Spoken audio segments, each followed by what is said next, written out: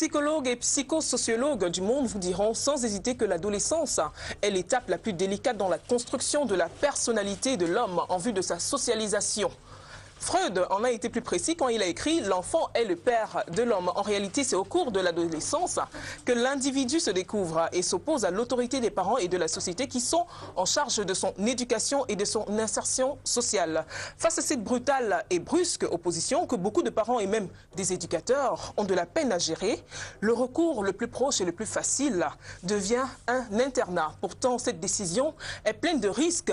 Outre le transfert de l'autorité et de la responsabilité parentale à un tiers, ceux qui accueillent ces enfants au sentiment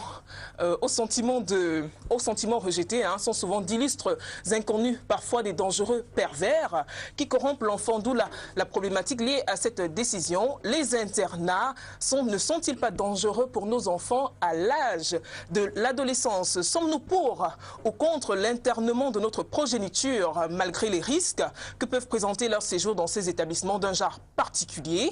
Nous essayerons d'apporter des réponses à ces interrogations tout au long de ce débat. Mesdames et messieurs, soyez les bienvenus sur ce plateau. Pour en parler avec moi cet après-midi, je reçois sur ce plateau Sylvie Ekobé, qui est juriste et conseillère matrimoniale. Bon après-midi et bienvenue. Merci, bon après-midi à vous. J'ai de l'autre côté Christian Akam, journaliste, dans une télévision de la place, je ne vais pas citer. Bon après-midi et bienvenue. C'est pas bien grave, merci de m'avoir invité. Alors, on va entrer de plein pied dans notre débat. L'internat pour un adolescent, êtes-vous pour ou contre? Moi, j'aimerais bien avoir vos avis. Donc, n'hésitez pas à participer à ce débat, à apporter votre contribution en nous envoyant des messages au numéro qui s'affiche juste au bas de vos écrans. Alors, la première question que je vais poser sera celle de savoir quelles sont les raisons qui peuvent pousser un parent à envoyer son enfant à l'internat, Sylvie Ekobé. Oui, disons que généralement, les parents qui envoient les enfants dans les internats sont les parents qui sont pris par leur travail, les parents qui n'ont pas assez de temps pour accorder à leurs enfants, qui sont tellement occupés par certains autres besoins, qui se disent qu'il est nécessaire pour ces enfants-là d'avoir un autre encadrement pour pouvoir être mieux suivis par d'autres personnes dans un cercle qui est généralement assez surveillé, assez bien élaboré. Donc, ce que nous constatons, c'est qu'avant, généralement, les internats étaient là, c'était comme pour seconder les parents dans leur tâche qui était difficile parce que les parents n'avaient pas assez de temps. Mais au fil du temps, on a constaté que l'internat devient pour les enfants comme une forme de punition. À la maison, on dit si tu ne travailles pas bien à l'école, si tu te comportes mal, je vais t'envoyer à l'internat. Donc l'internat devient de nos jours maintenant pour les enfants comme une forme de punition. Et les parents, comme ça, ont tendance à vouloir se débarrasser un peu des enfants qui sont délinquants pour pouvoir aller les caser comme ça dans les internats. D'accord. Je vais reposer la même question à Christian Akam. Quelles sont les raisons qui peuvent pousser un parent à amener envoyer son enfant à l'internat? Son enfant adolescent, je précise, puisqu'on parle des adolescents. Très souvent, ce qui fait qu'on envoie son enfant à l'internat, c'est que, comme elle vient de dire Sylvie Ekobé, l'organisation du travail. Parce que nous sommes dans un monde capitaliste, il peut arriver que vous ne soyez pas dans la même ville, alors que dans une certaine ville, il y a un niveau d'éducation plus appréciable, il y a des écoles plus fiables. Alors vous vous dites, il faut que mon enfant fréquente dans telle ville, même si moi je ne suis pas à côté. Donc, comme vous n'avez pas de parents dans cette ville, vous pouvez l'envoyer, n'est-ce pas, à l'internat pour qu'il puisse en même temps suivre ses études et rester à l'internat. Ça, c'est une raison très fondamentale. Mais la seconde, c'est aussi que beaucoup de parents aujourd'hui ne se sentent plus... Ils considèrent l'enfant comme une charge. C'est-à-dire que comme quelque chose qui gêne. Parce que vous voulez aller en boîte, vous voulez aller en vacances, vous voulez aller, je ne sais pas moi. Et quand l'enfant est là, il est un peu comme un trouble fait. Alors vous voulez être à deux. En fait, est-ce qu'on voulait dire qu'on veut se débarrasser de l'enfant? C'est d'une charge qui vous empêche, par exemple, de vivre pleinement votre bonheur. Parce que si vous avez la quarantaine, si vous avez, je ne sais pas moi, la cinquantaine, vous avez besoin de mordre la vie avec de belles dents, n'est-ce pas? Donc l'enfant apparaît un peu comme cette personne qui vient vous gêner dans votre agenda. Donc il faut séparer l'enfant. L'enfant devient un élément gênant. Qu'il aille pleurer un peu loin, que quelqu'un d'autre s'en charge, quitte à ce que après on lui donne un peu de pécule. Donc on peut dire là qu'il y a une démission des parents quelque part. Voilà, justement, la question que j'allais poser à Sylvie Ekobé, celle de savoir si l'existence des internats aujourd'hui n'est-elle pas la preuve de la démission des parents dans leur responsabilité d'éducation? Justement, ce que nous constatons généralement, c'est que les parents ont complètement fui leur rôle d'éducateur naturel. Les parents, ce rôle, d'après le code civil, c'est celui d'entretenir, d'éduquer et de veiller sur leurs enfants. Mais de plus en plus, on constate qu'il y a une forme de maternité et de paternité irresponsable. Donc les parents deviennent de plus en plus irresponsables. Lorsqu'on a fait un enfant, lorsqu'on a conçu un enfant, on se dit, ok, généralement dans notre société, c'est ce qu'on se dit, c'est que la famille ou bien les grands-parents et d'autres vont s'en occuper. Mais lorsqu'on voit que ces personnes aussi sont réticents, ne veulent pas s'en occuper, ce qu'on fait, c'est qu'on prend ces enfants et on met à l'internat. C'est vrai que nous ne sommes pas là, je ne suis pas là, bien entendu, pour fustiger comme ça les internats, parce que certainement, ils ont aussi les bons côtés. Mais il faudra dire qu'autant nous prenons le soin pour pouvoir prendre des renseignements sur une université, quel est le mode de fonctionnement, sur une école quelconque, quel est le mode de fonctionnement, comment est-ce qu'on enseigne là-bas, quels sont les professeurs qui dispensent les cours. De même, nous, on devrait faire pour un internat, parce que si on ne le fait pas, les internats de nos jours deviennent une forme, on appelle ça un cachot pour les enfants. Ces enfants subissent comme ça des violences sexuelles, ces enfants qui sont maltraités au sein de ces internats-là sont les enfants qui sortent. Lorsqu'ils sont dans ces internats, ils deviennent des enfants qui sont meurtris parce que ce qu'ils ont vécu à l'intérieur dépasse la norme. Ils n'arrivent même pas à s'exprimer parce que lorsqu'ils sont là, ils vivent comme ça les violences sexuelles, les sévices, ils sont maltraités par ces surveillants. Donc les parents qui désirent comme ça là, aller mettre leurs enfants à l'internat doivent d'abord prendre toutes ces mesures-là, essayer de se renseigner la réputation de cet internat, quels sont leurs modes de fonctionnement, comment est-ce que ça se passe, si on ne veut pas que son enfant comme ça va à la dérive. Donc il est important de faire ce travail. Il faut se renseigner en amont avant. Ce n'est pas d'envoyer l'enfant à l'internat, mais de se poser la question de savoir, envoyer mon enfant dans quel internat, lequel des internats est adapté pour mon enfant, parce qu'il faut dire que tous les enfants ne sont pas pareils, les enfants sont différents. Donc, je pense qu'il y a un bon nombre de précautions à prendre avant. Il faut essayer de se renseigner au préalable, c'est ce que vous étiez en train de dire. Voilà, avant de prendre la décision d'envoyer son enfant à l'internat. Question à Cam. Oui, juste pour dire qu'il y a un phénomène très important pour les Africains. Oui. Parce que nous avons ce qu'on appelle la chaleur maternelle. Nous avons un peu d'émotion. Et ça, c'est de façon naturelle. Ça veut dire que quand vous êtes avec votre enfant, vous lui transmettez de votre chaleur. Oui. Et ça rentre dans la formation psychologique, dans l'équilibre de l'enfant. Or, lorsque vous le sevrez de cette chaleur pour l'envoyer à l'internat, il peut bénéficier de toutes les attentions possibles, mais cette chaleur en moins. Parce qu'on ne peut pas l'apporter. Quelqu'un d'autre ne peut pas apporter cette chaleur. Par exemple, c'est la mère qui a souffert lors de l'enfantement, qui a ce brin de, je ne sais pas comment je peux appeler, c'est-à-dire que c'est un tic. Oui, et c'est quelque chose qu'on ne peut pas remplacer, qu'on ne peut pas déléguer. Et on ne peut pas... Voilà, donc il est important, je pense, que l'enfant vive en ayant le plus possible la chance de bénéficier de la chaleur parentale. Parce que ça va se répercuter dans l'avenir sur son équilibre social, sur son équilibre psychologique et sur son comportement dans l'avenir. Dans l'avenir. Oui. Voilà. Alors, on a un troisième invité qui nous a rejoint sur ce plateau, Monsieur Tang, qui est psycho-éducateur. Bon après-midi et bienvenue. Merci madame, bon après-midi à vous, bon après-midi aux tous les téléspectateurs qui nous regardent. Téléspectatrices. Alors vous êtes bien psycho-éducateur. Oui. Vous êtes propriétaire d'un centre qui en fait est un internat. Oui. Alors expliquez-nous un peu comment ça se passe. C'est un foyer d'accueil pour adolescents. Vous accueillez des délinquants, des orphelins, des enfants de la rue Non, nous accueillons des enfants normaux qui sont scolarisés, mais qui présentent quelques difficultés à s'adapter, soit dans l'environnement scolaire, soit ils présentent des problèmes comportementaux, donc liés à l'adolescence, soit encore des enfants dont les parents ne sont pas disponibles. Donc ils sont tout le temps en déplacement du fait des besoins professionnels. Et donc ces enfants-là ont besoin d'une attention un peu particulière et notre structure est là pour les accueillir. D'accord. Alors, c'est vrai que vous prenez le train en marche. Je vais vous poser la question que j'ai posée aux deux autres panélistes tout à l'heure. À votre avis, quelles sont les raisons qui peuvent pousser un parent à envoyer son enfant adolescent dans un internat? Je voudrais avoir votre avis. Les raisons sont multiples. Parce que aucun parent ne peut vouloir se séparer de son enfant, a priori. Maintenant, au fur et à mesure que les enfants grandissent, on peut constater chez certains l'émergence d'un certain nombre de comportements qui influencent négativement leur scolarité.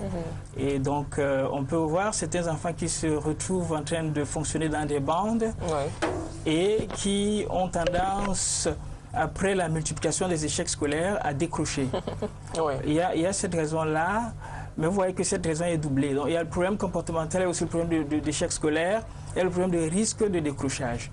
Le problème d'échec, je ne vais pas vous couper, mais le problème d'échec scolaire revient tout le temps. C'est l'argument qui revient tout le temps. Échec scolaire. Vous pensez sincèrement que l'internat peut permettre à l'enfant de reprendre vos études?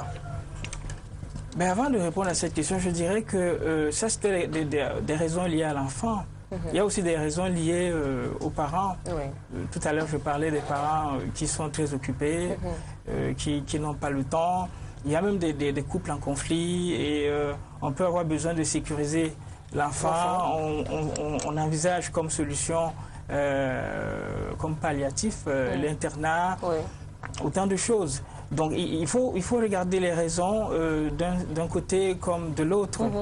Voilà. Maintenant, pour revenir à votre question, l'échec scolaire, est-ce que l'internat est une solution? Je dirais oui. Oui, pourquoi? Parce que vous savez, certains enfants sollicitent même d'aller dans les internats. Ils disent à papa, bon, écoute papa, depuis un certain temps, je me rends compte que je n'arrive pas à me concentrer ici à la maison, il y a tel problème, il y a des conflits, ou alors mes camarades viennent tout le temps, me rendre visite, je n'arrive pas à leur dire non. Je pense que si vous m'inscrivez dans un internat, je serai mieux concentré et comme ça, je pourrai produire des résultats plus intéressants. Et là encore, il faudrait voir si l'enfant n'a pas une autre idée derrière cet argument-là. Donc c'est pour cela qu'il est souhaitable toujours de discuter, de communiquer, de causer avec l'enfant afin de pouvoir trouver pour l'enfant, chez l'enfant, les raisons réelles qui le motivent. Et si c'est le parent qui sollicite de mettre l'enfant à l'internat, qu'il présente à l'enfant les raisons et qu'il en discute avec l'enfant, mais puisque c'est lui l'adulte, lui c'est ce qui est bien pour l'enfant. Quand il communique avec lui, la finalité c'est de le convaincre. Et non lui imposer ce choix-là. Non lui imposer. Sylvie Ekobé, vous pensez qu'au moment où on prend la décision d'envoyer son enfant à l'internat, il faudrait en parler avec l'enfant? Est-ce qu'il faut consulter l'enfant avant? Oui, je pense que c'est nécessaire. Le disait oui, je pense que c'est nécessaire de consulter l'enfant avant, sinon l'enfant va se sentir contraint d'aller dans un internat. Mais je voulais rebondir sur ce que monsieur a dit tout à l'heure. Il a parlé que les parents qui mettent leurs enfants dans les internats, c'est peut-être pour des raisons scolaires, les enfants qui ne réussissent pas dans leur scolarité, ou bien les enfants qui sont délinquants, qui ont un certain nombre de difficultés à la maison et tout. Ce que je voulais dire, c'est que cette façon de voir les choses est un peu approximative parce que le rôle des parents est d'éduquer leurs enfants. Qu'importe que les enfants aient des difficultés, que ce soit des enfants qui soient assez difficiles, les parents ont ce devoir-là de pouvoir gérer ces enfants. Lorsqu'ils secondent dans leur rôle à une autre institution, moi je me dis c'est une forme de démission. Les parents ont démissionné dans leur rôle. C'est pas parce que peut-être les enfants sont assez difficiles qu'on va comme ça céder la place de parent à une autre personne. Comme M. Akam disait tout à l'heure, la chaleur d'un parent, le fait de rester avec son enfant, ce qu'un papa ou une maman transmet à son enfant au quotidien, ça n'a pas de prix. Un internat qui est assez austère, excusez-moi, qui est assez austère, ne peut pas transmettre donc cette chaleur-là à ce parent. Vous voyez, le quotidien, ces petits moments-là qui sont assez agréables pour l'enfant, de passer le temps avec son papa, faire des activités quotidiennes. On va la laisser terminer d'abord, après vous allez prendre la parole. Faire des activités au quotidien avec son parent, ça n'a pas de prix. Donc si les parents voient plutôt un internat comme un rempart ou bien comme un remplaçant pour leur rôle d'éducateur, ça pose un problème. Mais s'ils sont là peut-être pour seconder dans une certaine mesure, les parents dans leur devoir, là c'est compréhensible. Mais si les parents se disent que bon, j'ai un enfant qui est assez difficile, un enfant qui n'obéit pas, je n'arrive pas à le maîtriser, mais ça veut dire, posez-vous la question de façon simple, vous avez échoué dans votre rôle d'éducateur. Pourquoi est-ce qu'un parent n'arrive pas à maîtriser son enfant? Pourquoi est-ce qu'un parent n'arrive pas à gérer certaines colères de son enfant? Ça veut dire quelque part, il a laissé soit la main ou il n'a pas été assez vigilant sur certains traits parce que Les enfants, le plus souvent, lorsqu'ils sont délicats, lorsqu'ils sont assez turbulents, c'est qu'il y a un effet, je vais dire un effet assez courant. Ça veut dire quelque part, le parent n'a pas vu. Je veux dire, il y a toujours quelque part un début à toute chose. Le parent doit voir le comportement qui change de son enfant. Ça veut dire peut-être une mauvaise fréquentation, ça veut dire peut-être un trouble, ou bien l'enfant assiste comme ça à des scènes de ménage des enfants. Toutes choses qui peuvent nuire, comme ça au fonctionnement de l'enfant. Les enfants n'ont pas assisté aux scènes de violence ou de ménage des parents. Oui. Donc les parents ne font pas assez attention. Lorsque l'enfant assiste en fait, c'est des choses qui paraissent banales, mais qui influencent comme ça l'enfant au ça peut avoir un impact qui influencent sur l'enfant comme ça au quotidien. Oui. Donc ce sont les parents, pour moi, je juge que ce sont les parents qui sont irresponsables. Lorsqu'on bat sur une femme devant un enfant, qu'est-ce qu'on attend du comportement de ce garçon après? Il va répercuter la même chose. Produire la même chose. Donc ces parents, après, quand ils ont posé ces actes, ils trouvent que c'est mieux d'aller banquer l'enfant dans un internat. Moi, je trouve que c'est assez rédhibitoire, c'est facile. C'est trop facile. Monsieur Tang, qui voulait intervenir. On va parler de solution. L'internat n'est pas une solution à proprement parler, mais c'est un remède qu'on essaye d'appliquer sur un problème, par rapport à un problème qu'on a constaté, qu'on a observé. Et oui, on va parler de démission des parents peut-être, mais ce n'est pas toujours la démission. Parce que le comportement qu'on peut observer chez un enfant a plusieurs origines. Il y a déjà les facteurs biologiques qui préparent l'enfant à un certain type de comportement. C'est vrai, il y a aussi les facteurs liés à l'environnement social. Donc, du coup, on est face à l'inné et l'acquis, et on ne peut pas du coup dire que c'est parce que les parents ont été irresponsables. C'est vrai que quelque part aussi, on peut observer ces cas-là où les parents sont irresponsables. C'est pour cela que je disais que il faut pouvoir analyser et aller au cas par cas. S'il est établi que les parents ont été irresponsables et que maintenant l'enfant se trouve en train de se garer et que peut-être on se dit, bon voilà, si on trouve une structure spécialisée, parce qu'aujourd'hui, ma structure, sans publicité, c'est une structure. J'allais vous demander s'il y a vraiment on est au Cameroun, hein. Moi je parle du Cameroun, est-ce que vous pensez qu'il y a vraiment des structures spécialisées ici? Structures spécialisées? Il y en a. Essayez de faire un tour, fouillez sur le net.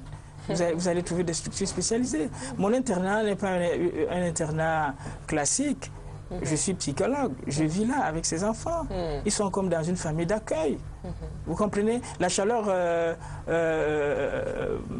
parentale dont il parlait tout à l'heure, je ne peux pas l'apporter, mais peut-être parce qu'il n'y a pas un lien filial. Vous n'allez jamais remplacer les parents, ça c'est sûr. Mais bien entendu, c'est pas ça mon objectif, de remplacer les parents, mais c'est de les substituer, parce que peut-être que quelque part, ils sont un peu pris au dépourvu, et bien moi j'ai d'autres outils que je peux, n'est-ce pas, mettre en œuvre pour récupérer ces enfants-là et en même temps préserver le lien familial.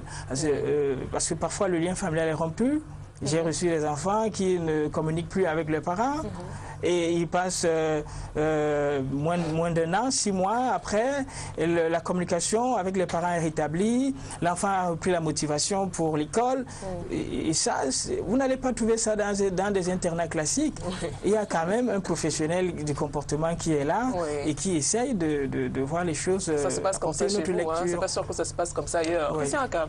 Oui, je voudrais d'abord réagir par rapport au fait de consulter un enfant avant de trouver un internat pour lui. Moi, je pense que c'est une démarche qui me semble précoce. Pourquoi? Parce que je crois que c'est l'adulte, le parent, qui sait ce qu'il souhaite pour son enfant, ce qui est bien pour son enfant. Ce qu'il y a de mieux pour l'enfant. L'enfant peut prendre ses décisions sur la base des choses superficielles. Mais celui qui peut prendre une bonne décision sur la durée, avec un impact sur la personnalité, sur l'intégration sociale, sur la formation même de l'identité de la personne, je crois que c'est nos parents. Donc, si vous trouvez un endroit qui rassemble les éléments que vous voulez, je crois que c'est tout à fait normal plutôt de convaincre l'enfant avec les mots qu'il faut Oui. pour qu'il puisse y entrer. En fait, discuter, avoir une discussion avec l'enfant. Voilà, C'est pas lui demander sa permission. Pour le prendre comme un consultant ou bien comme, je ne sais pas trop. Moi, je pense que c'est aller très vite en besoin. Voilà. Alors, jadis, hein, c'est avec beaucoup d'engouement que les parents se dirigeaient vers les internats, mais on constate que ce n'est plus ça. Aujourd'hui, il y a beaucoup de réticences. Qu'est-ce qui explique ce phénomène? Avant, on faisait confiance aux internats. Aujourd'hui, ce n'est plus le cas. Aujourd'hui, quand tu parles d'internat à certains parents, ils sont un peu réticents. Oui, disons qu'ils sont réticents parce qu'au fil du temps, on a constaté que les internats ont échoué, ils ont échoué dans leur rôle. Oui. Dans leur rôle, les internats sont devenus un lieu de, un lieu où les enfants sont... Un business? Un business, c'est plus pour l'argent, c'est plus pour d'autres intérêts que le bien-être même des enfants et des parents. Les enfants dans les internats sont laissés à eux-mêmes, ils ne sont pas surveillés comme cela se devrait.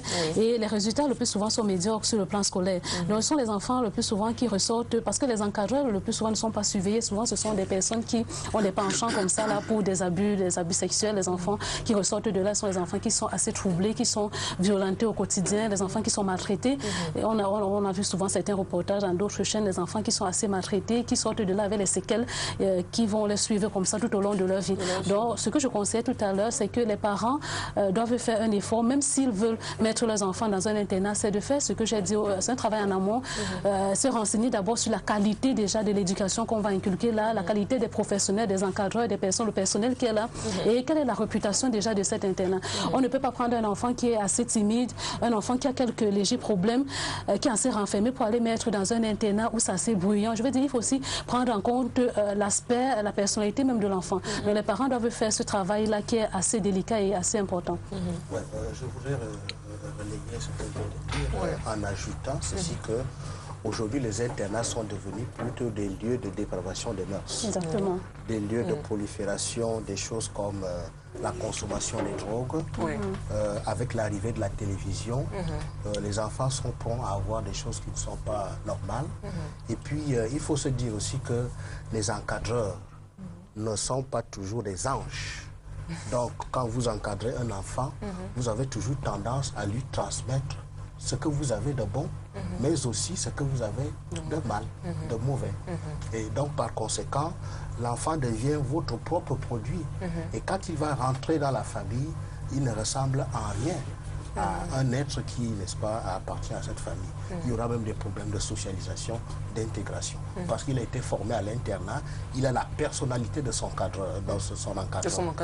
L'autre chose qui est importante de mon point de vue, c'est que quand on est adolescent, on a une identité encore fragile. Et je crois même que c'est très tôt de parler d'identité. Alors ça veut dire quoi? Ça veut dire donc qu'on a tendance à ne pas avoir un moi qui est propre.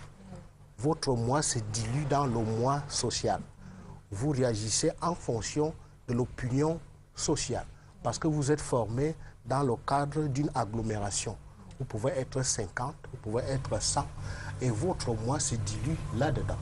Donc, vous n'avez pas d'identité. Et ce qui fait que l'identité populaire étant toujours ce qu'elle est, ça vous empêche de prendre du recul pour mieux prendre position par rapport aux événements, aux choses qu'il faut analyser. Parce qu'en toute chose, je crois qu'il faut prendre un peu de recul pour avoir un point de vue personnel. Vous avez évoqué un élément tout à l'heure, ça pose un réel problème, un souci d'encadrement, un problème d'encadrement dans ces internats. Est-ce que les enfants sont bien encadrés? Est-ce que les enfants sont bien suivis?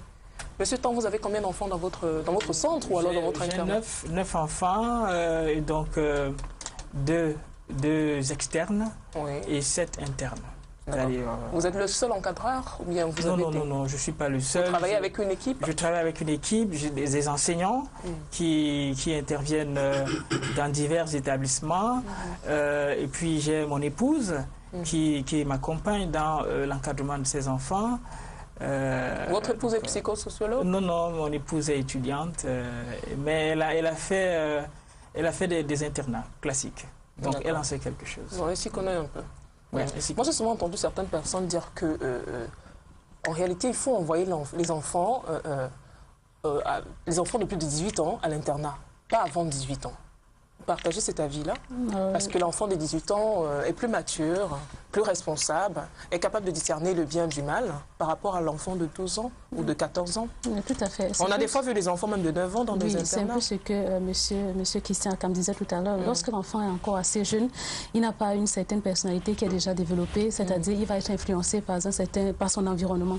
Donc on doit voir peut-être l'âge de 18 ans, c'est peut-être excessif, peut-être 15 ans et plus. Mais l'enfant qui est encore... que l'enfant de 15 ans est capable de discerner ce qui est bien de ce qui n'est pas bien à 15 ans? Est-ce qu'on est capable de... Je le pense, mais il est capable de discerner par rapport à celui qui est peut-être 9 ans, 10 ans. Ouais. Donc c'est une question aussi de personnalité, voilà, de développement personnel de l'enfant. Mais moi, je proscris totalement qu'un enfant qui est assez jeune, un enfant qui est peut-être 8 ans, 7 ans, 10 ans et consort, qui soit placé dans un internat, puisqu'il a encore réellement besoin de la chaleur maternelle. Donc ça ne sert à rien de placer cet enfant-là dans un internat, puisque quand il va sortir de là, il sera assez troublé, il ne va plus avoir, comme M. Akam disait, la personnalité, voilà, le trait de ressemblance avec l'éducation que ses parents voulaient l'inculquer. Il va complètement être formaté par son encadreur. Ouais. Et ses parents ne vont plus le reconnaître, puisque ce n'est pas l'éducation qu'ils voulaient certainement inculquer à leurs enfants. Question Akam. Peut-être qu'on n'a pas réalisé encore une étude pour essayer d'apprécier les résultats qu'on pourrait observer sur l'insertion sociale des personnes ayant fréquenté les internats autrefois. Peut-être. Oui. Bon, avec ça, on aurait bien pu se prononcer. Mais je voudrais aussi dire que les internats, a priori, l'internat n'est pas une mauvaise chose. Parce que les enfants qui sont recrutés dans les internats viennent déjà parfois avec des problèmes de drogue, de bande et autres. C'est pas l'internat qui fabrique ça. On a souvent entendu parler aussi des enfants possédés. Oui, bien entendu. Des enfants qui ont... c'est pas l'internat qui les possède.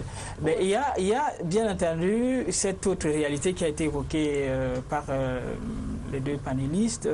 On peut trouver des encadreurs qui ne soient pas de très bonne moralité, qui sont pervers. Puisqu'on entend parler de viol. Oui, ça existe dans les internats. Oui. Et c'est plus probant lorsqu'on a affaire à des effectifs importants, parce que quand on a des effectifs de peut-être 90, 100, 1000, enfin 100, peut-être plus, des jeunes, et on a on a saupoudré quelques encadreurs là. Très vite, un encadreur pervers peut se déplacer avec un jeune, personne ne saura où sont allés. Donc mais quand les effectifs sont réduits, parce que vous avez vu avec mon cas, le maximum c'est 12. Je ne vais pas prendre plus. Et là, on est en situation, ce n'est pas ma publicité, mais je suis en train de soulever des problèmes réels qu'on observe dans des internats classiques. Ce que je voulais dire, c'est que j'aimerais rebondir, ne vous sentez pas visé, mais j'aimerais rebondir sur ce que vous avez dit tout à l'heure. Ce n'est pas le nombre d'enfants, pour moi, en ce qui me concerne, ce n'est pas le nombre d'enfants qui est important. C'est le nombre, c'est la qualité du personnel, qui va donc veiller sur cet enfant-là. Qu'importe que, comme dans votre cas, vous avez peut-être 9 enfants et qu'il y a peut-être 10 personnes qui vont veiller sur ces enfants. C'est un problème de moralité. Ce que j'aimerais, c'est que... Oui, il faudra faire... Vous, peut-être, le responsable de cet établissement doit peut-être faire une enquête de moralité. On ne va pas peut-être prendre une personne qui est dans son quartier notoirement réputée pour être un violeur et le mettre au sein des enfants. C'est peut-être ce qui n'est pas fait dans nos internats. Il faut faire donc cette démarche-là, qu'importe le nombre d'enfants, il faut faire cette démarche-là pour pouvoir savoir, puisque la vie d'un enfant est assez importante, c'est assez dangereux de laisser un enfant au bras de n'importe qui. Moi, je me dis, les responsables des internats doivent faire, quel que ce soit les responsables des établissements ou des internats, doivent faire cette démarche-là. Les parents ne peuvent pas se risquer de prendre leurs enfants, leur progéniture, leur futur, parce que les enfants sont le futur d'un parent, et mettre dans les bras d'un dépravé, d'une personne qui va complètement dépraver les mœurs de leurs enfants. Donc le nombre, pour moi, n'est pas important. Le nombre d'enfants, le nombre d'enseignants, c'est la qualité, le problème de moralité de ces personnes-là qui vont suivre ces enfants-là.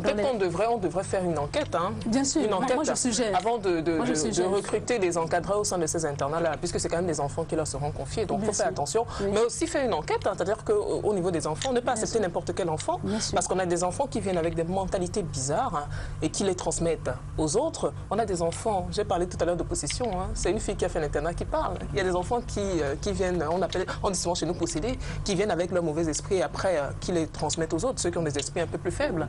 Il y a pas mal de choses comme ça que l'on rencontre dans les internats. Donc peut-être même au niveau des enfants, essayez de... C'est vrai que les parents ne vous diront jamais exactement si l'enfant a un problème ou pas, mais essayez quand même de creuser avant d'accepter un enfant dans un internat. C'est peut-être une solution, Nous ne devons ça. pas faire un peu comme si tous les parents avaient, n'est-ce pas, cette envie de faire en sorte que leurs enfants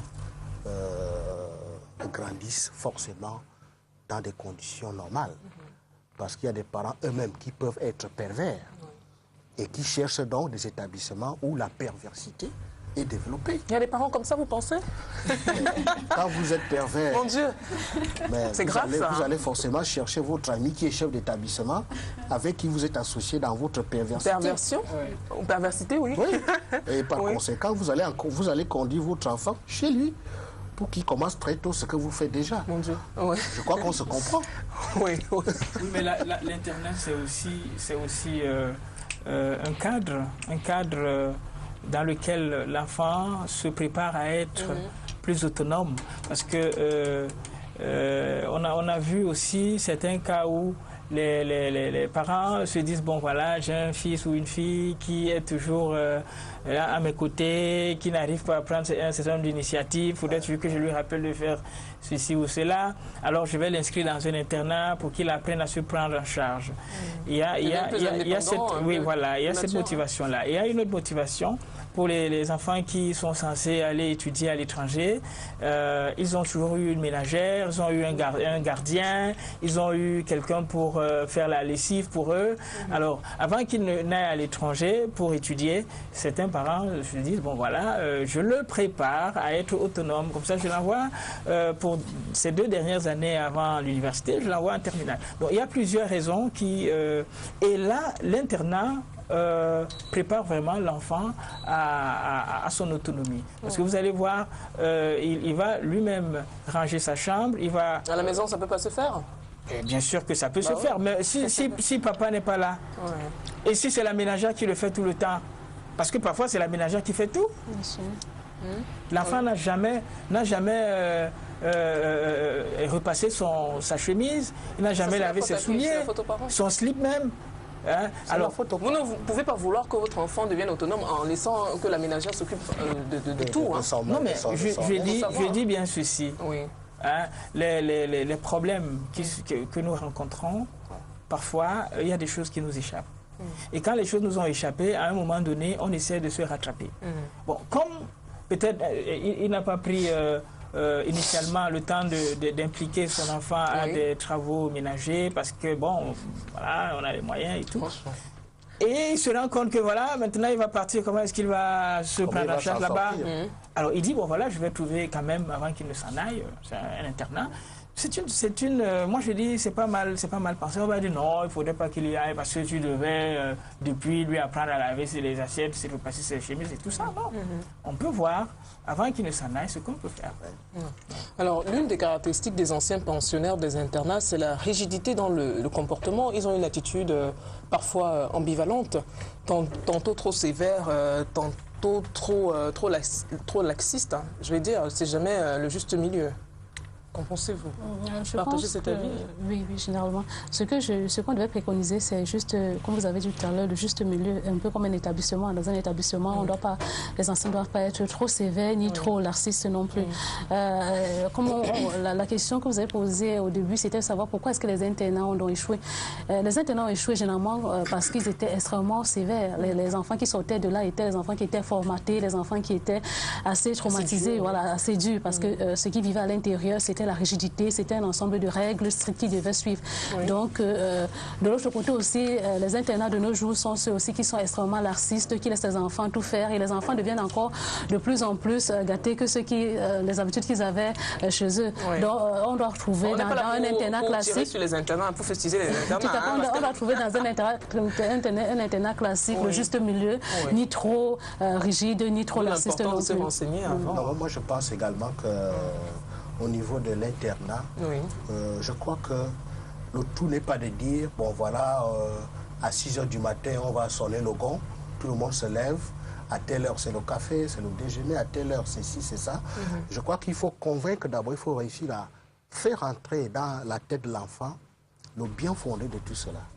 Parce que s'il prend ça comme une menace à sa vie privée, une menace à sa liberté, vous allez l'encadrer comme ça pendant, quand je dis encadrer, c'est entre guillemets, parce que pour lui, ça sera un asservissement. Donc, vous allez l'entourer de toutes ses attentions, cette rigidité, mais il ne va jamais intégrer ça. Et dès lors que vous lâchez, c'est-à-dire dès qu'il sort de l'internat, il se dit, bon voilà, je suis libre. Donc il reprend toutes ces mauvaises habitudes. Qu'il est en prison. Une fois de plus, le rôle de l'encadreur pardon, est très important pour qu'il ne se mette pas seulement à donner des ordres, n'est-ce pas, mais qu'il se mette à la position quelquefois du parent pour dire aux enfants le bien fondé de ci et de ça. Comme cela, quand les enfants seront en train de le faire, qu'ils sachent bien qu'au bout du compte, c'est eux qui seront gagnants. Voilà. Alors, quel est le moment, ou alors même l'âge idéal pour envoyer un enfant à l'internat? J'aimerais avoir l'avis de chacun de vous. Je commence par Sylvie Ekobé.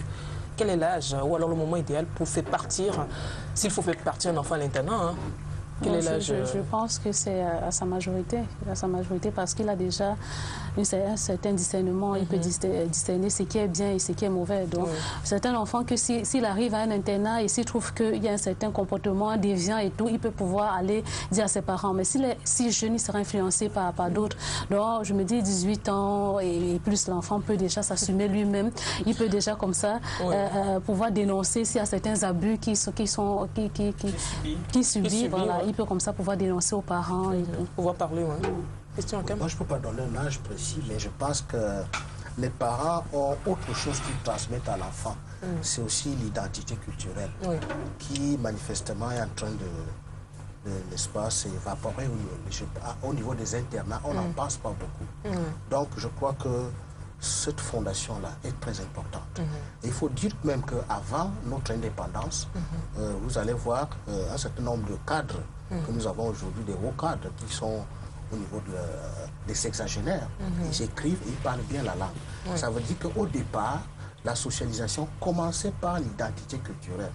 Donc, au lieu de la maternelle, on mettait l'enfant dans une école où il apprenait d'abord sa langue. Il apprenait les habitudes de sa tribu. Parce que quand vous partez de ça, ça devient un ressort qui vous permet de vous installer dans la société, en sachant d'abord d'où vous venez. Parce que si vous ne savez pas d'où vous venez, vous ne pouvez pas vous mettre, n'est-ce pas, en harmonie avec les autres. Donc c'est très important.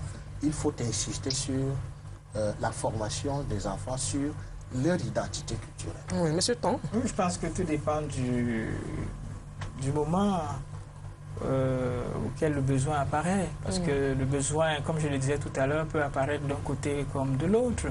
Si un enfant âgé de 12 ans, ses parents ne sont pas là, ils sont tout le temps en train de voyager et qu'ils jugent plus indiqué d'envoyer leur fils ou leur fille dans un internat bien étudié, je pense que le problème ne se poserait pas. Donc, tout dépend du moment où le besoin se fait sentir. Nous sommes en train de parler des ados. Bien sûr, on va voir entre 11 et peut-être... on peut même aller jusqu'à plus de 20 ans. Parce que pour moi, un adolescent, c'est un adulte qui n'assume pas les conséquences de ses actes.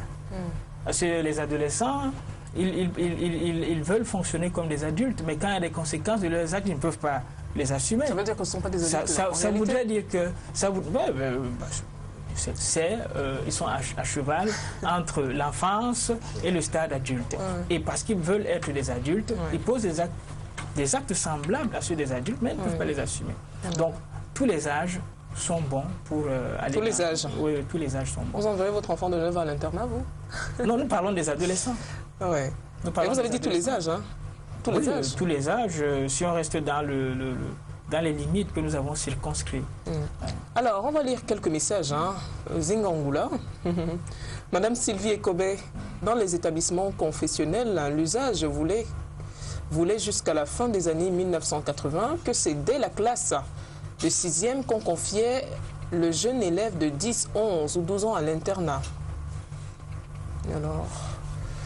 je ne sais pas si c'est une question qu'il est en train de poser. On va passer au message suivant, toujours Zingangula. Dans la plupart des établissements confessionnels, les maîtres d'internat étaient généralement recrutés parmi les élèves finissant première et terminale du même établissement ou alors des séminaristes. Christian Akam, vous secouez la tête, vous confirmez? Un autre message qui n'est pas signé. Je ne suis pas d'accord car les enfants deviennent voleurs et homosexuels. Donc je suppose que la personne veut dire que il ou elle n'est pas d'accord voilà, à l'envoi de l'enfant, de l'adolescent à l'internat, car ils deviennent voleurs et homosexuels. Tous les enfants qui passent par les internats deviennent voleurs. Homosexuels, bref, on respecte cet avis-là. Zingangula encore, Monsieur Tan, peut-il nous dire si son internat dépend d'un établissement d'enseignement secondaire ou primaire précis, ou bien c'est un lieu d'hébergement de pré-adolescents de divers établissements? Il vous pose une question. J'accueille les adolescents scolarisés qui partent du foyer tous les matins et qui vont chacun dans son établissement, et les établissements sont en lien avec le foyer, dont il y a une franche collaboration, et même avec les familles. Donc, voilà. Ok. Un autre message. Bonjour, j'ai fait tout l'enseignement secondaire à l'internat. L'internat, un lieu pour adolescents responsables et non rebelles. C'est Régine de Yaoundé qui envoie ce message. Moi, je vais réagir par rapport à l'internat dans les établissements confessionnels. Oui. Parce que, comme je l'ai dit au départ, il faut que les parents aient déjà des affinités avec la confession en question. Oui. Parce que lorsque l'enfant grandit dans cette confession, on lui fait faire des rites et des credos qui sont en relation avec la confession religieuse évoquée. Et si les parents ne sont pas d'accord avec cette confession et que, malgré ça, ils envoient quand même leurs enfants y fréquenter ou bien à l'internat, eh bien, il y aura comme un télescopage. Quand l'enfant vient, il vient avec les rites, les credos de cette religion, la confession religieuse-là, et il aura du mal à s'intégrer dans sa famille d'origine. Donc, une fois de plus, je pense que c'est un volet que les parents devraient aussi examiner, entre autres, n'est-ce pas, pour voir si c'est des lieux qualifiés pour encadrer les enfants. D'accord. Un autre message de Zingangula encore. D'ailleurs, jusqu'à la fin des années 1980 et du moment où la télévision n'était pas répandue dans la société camerounaise, les internats permettaient le maximum de concentration aux élèves. Encore Zingangula. Le concept des internats à l'origine et jusqu'à la fin des années 1980 avait un sens, puisque la finalité première recherchée était de résoudre le problème de la distance domicile-école. Encore Zingangula, on peut également dire que le concept des internats, tel que compris au sens des établissements confessionnels, permettait à l'élève de se rapprocher sur les modèles qu'étaient les enseignants. Modèles qui étaient les enseignants, est-ce que c'est encore ça de nos jours? Est-ce que ces enseignants sont encore des modèles? Ça, c'était à l'époque. Oui. Les enseignants sont toujours des modèles. Jusqu'aujourd'hui, les enseignants sont toujours les modèles. Vous n'allez pas démontrer le contraire. Sinon, les gens vont cesser d'aller à l'école. Ça, c'est notre débat. Les gens n'iront plus à l'école. Les enseignants sont toujours des modèles. Mais on entend parler des viols aujourd'hui dans des lycées, même dans les universités. Partout. Il n'y a pas que des enseignants pour violer. On ne va pas généraliser. C'est des cas isolés dans tous les cas. Un autre message, il revient aux parents d'éduquer leurs enfants. L'internat, c'est une fuite en avant dans la plupart des cas. Un autre message, les parents ne doivent pas passer par l'internat pour fuir leurs responsabilités. Ils continueront à suivre l'enfant afin de s'assurer qu'il est à l'aise. C'est Fonko Willy qui envoie ce message. Un autre message, ça dépend si le parent n'a pas le temps pour s'occuper de l'enfant. Voilà. On va s'arrêter là pour le moment, Sylvie Cobel. Oui, j'aimerais rebondir sur le dernier message. Le dernier message. Oui. J'ai du mal à comprendre lorsqu'on dit qu'un parent n'a pas de temps pour éduquer son enfant. J'ai parlé tout à l'heure de maternité et de paternité responsable. On ne se lève pas un bon matin et puis on se met comme ça à dire qu'on fait un enfant. Lorsqu'on veut faire un enfant, on prend un certain nombre de précautions, un certain nombre de moyens. Alors lorsqu'on fait un enfant et on se dit, si je fais un enfant, je vais aller mettre quelque part, je vais aller déposer quelque part. Pour moi, c'est une fuite en avant. Ça veut dire quelque part, on abandonne comme ça là son droit et son devoir de parent, d'éducation, d'éducateur naturel, qui est celui d'un parent. Un parent, j'ai du mal à concevoir qu'un parent dise que je n'ai pas du temps pour pouvoir élever mon enfant. Ça ne se fait pas. Nous sommes dans un contexte... Si vous n'éduquez pas votre On va enfant... permettre qu'elle termine. Si vous n'éduquez On pas va permettre votre qu'elle termine enfant... d'abord. Je suis désolé. Monsieur Tang, on va permettre qu'elle termine. Non, non, mais vous allez réagir après. Je voudrais dire, si vous n'éduquez pas votre enfant vous-même, oui, qui va le faire à votre place?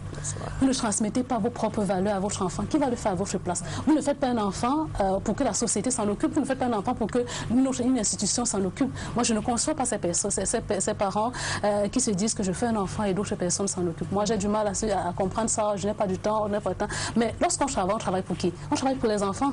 L'argent qu'on ramène, c'est pour nos enfants. Mais si on travaille et que ces enfants ne profitent même pas de notre chaleur maternelle, ça ne vaut pas la peine de travailler pour rester chez vous. Alors, Christian Akam va intervenir ensuite, monsieur Tang. Juste pour dire que le parent qui dit qu'il n'a pas de temps, c'est le parent qui a raté la priorisation de ses activités. Tout à fait. Ça veut dire qu'est-ce que vous mettez avant, qu'est-ce que vous mettez après. Si vous avez mal fait cette hiérarchisation, alors vous n'aurez pas le temps. Parce que vous pensez que quelque chose d'autre a plus d'importance que l'enfant que vous avez mis au monde. Donc je pense que le fond du problème est là. Et l'autre piège, c'est celui de croire que quand on a de l'argent, on peut tout faire avec de l'argent. Ce n'est pas possible. Vous pouvez avoir de l'argent pour mettre votre enfant dans je ne sais quel institut, et ainsi de suite. Mais ça ne va pas remplacer la chaleur parentale. Ça ne va jamais remplacer ça. Donc, il y a des choses qu'on peut faire. Pour combler l'absence. Mais votre absence, vous ne pouvez pas compléter ça avec des billets d'argent. Ce n'est pas possible. Monsieur Tang. Oui, je sais pas, vous avez la parole. Je ne sais pas l'expérience qu'elle a vécue avec les internats, mais ce que je voudrais dire... Non, moi, je n'ai rien contre les internats. Voilà. Moi, je vous laisse parler, je vous écoute. Ce que je sais, c'est que tout adulte, à un moment donné ou à un autre, peut être appelé à servir le monde. Parce qu'on n'est pas seulement citoyen du Cameroun, on est citoyen de la terre, désormais. Donc, vous êtes journaliste aujourd'hui, demain après présentatrice, oui. J'insiste là-dessus. Vous pouvez être appelé à travailler ailleurs, peut-être pour les Nations Unies, peut-être pour une autre grande organisation qui va vous obliger de voyager de par le monde. Et ce travail que vous serez en train de faire profite aussi à votre enfant. Parce que la dame qui va au marché Nubel là-bas, qui part à 6 h et qui rentre à 18 h étant fatiguée, mais c'est nous qui allons faire des courses là-bas. Mais elle va rentrer étant fatiguée, peut-être qu'elle ne pourra pas prendre son enfant à charge. Donc je dis, chacun là où il est, est utile pour tout le monde. Maintenant, l'enfant qui est à l'internat parce que son père ou sa mère est très occupé, ça ne veut pas dire qu'il n'a pas d'intérêt pour cet enfant. Il y a des jours de sortie. Il y a des jours de visite. Ce parent-là s'organise, il vient quand il a sorti, il est là avec son enfant, il donne le maximum de son temps pour rester avec son enfant. Quand il y a visite à l'internat, le parent est là. Et justement, pour certains enfants, même c'est très recommandé. Il y a ce qu'on appelle le sevrage affectif, qui peut intervenir à un moment ou à un autre. Quand l'enfant devient un enfant rebelle qui dit je m'en fous, mon père, ma mère, je m'en fous. Quand on le met loin de ces derniers, à un moment donné, il se rend compte que, mais tiens, loin de mes parents, je me sens seul. Et là, ça va corriger quelque chose. Cet enfant-là aura besoin de voir son père, aura besoin de voir sa mère, aura besoin de voir ses frères. Donc, ce n'est pas toujours mauvais. Moi, je dis, chaque médaille a son revers. Il faudrait que nous comprenions que l'internat est une solution, est un palliatif qu'on peut appliquer à un problème bien précis. Il faut d'abord poser un diagnostic, savoir exactement quelle prescription faire pour un ado X ou Y. Mais si c'est fait comme ça au hasard, à ce moment-là, moi, je serai d'accord avec vous. Question, Akam. J'ai l'impression qu'on a tendance à surévaluer les missions de l'internat. Parce que la place des parents elle est inamovible. Elle est inamovible. Vous pouvez avoir vos activités, vous avez le devoir de vous organiser pour que vous puissiez remplir votre devoir de parent vis-à-vis de votre enfant. Même s'il est dans un internat, même si vous l'avez mis dans quel endroit, à quel prix, à n'importe quel prix, il faut trouver un temps pour prendre votre place de parent. Je reviens sur ce phénomène de chaleur. Parce que les enfants qui grandissent dans des internats même si c'est des internats les plus crédibles. Mais séparés des parents, ils deviennent froids. Ce sont ces enfants qui prennent le couteau parce qu'il a besoin d'argent pour aller faire je ne sais pas trop quoi et qui poignardent son parent. Parce qu'il ne sent pas cette chaleur. Quand il a grandi, on ne lui a pas communiqué cette chaleur. Donc comme cette chaleur lui ment, il est froid. Ça devient un monstre. C'est-à-dire qu'il ne regarde que les intérêts. Et quand il n'a pas son intérêt, il est prêt à tout casser pour parvenir à ses buts. Donc je crois qu'une fois de plus, en tant qu'Africain, surtout en tant qu'Africain, parce que l'émotion, on dit... Quelqu'un l'avait dit. L'émotion est nègre. Mais je pense que de plus en plus, il y a des choses qu'un Africain hésite à faire. Mais que les autres font avec énormément d'aisance. Tout simplement parce qu'entre eux et nous, il y a cette absence-là. Nous, on a la chaleur humaine. Mais les autres, beaucoup de personnes ne l'ont pas. Alors, si un adolescent est tout le temps fourré dans les jupons de sa maman, pensez-vous que l'internat peut lui permettre d'accéder à la maturité, à l'indépendance, Sylvie Ekobé? À l'autonomie, oui. Une certaine autonomie, je vais dire oui. Mais qu'importe que l'enfant soit fourré dans les jupons de sa maman, comme vous avez dit, ça veut dire quelque part aussi, sa maman a du mal à se détacher de l'enfant. Ça veut dire qu'il y a une certaine responsabilité de la maman. Donc l'internat ne va que venir comme ça casser cette barrière, je veux dire cette relation fusionnelle qui existe entre l'enfant et la maman. Mais si on met l'enfant de façon brutale dans cet internat-là, il va se sentir privé de cette affection. Donc on doit faire comprendre à l'enfant le bien fondé, comme monsieur disait tout à l'heure, de l'internat. Donc on ne doit pas retirer comme ça là, de façon brutale l'enfant auprès de sa maman pour aller mettre dans un internat. Alors les enfants qui transitent par les internats, quand ils réussissent, ne vont-ils pas orienter leur reconnaissance à d'autres personnes que leurs parents? Christian Akam? Non. L'enfant qui naît est d'abord lié à sa mère.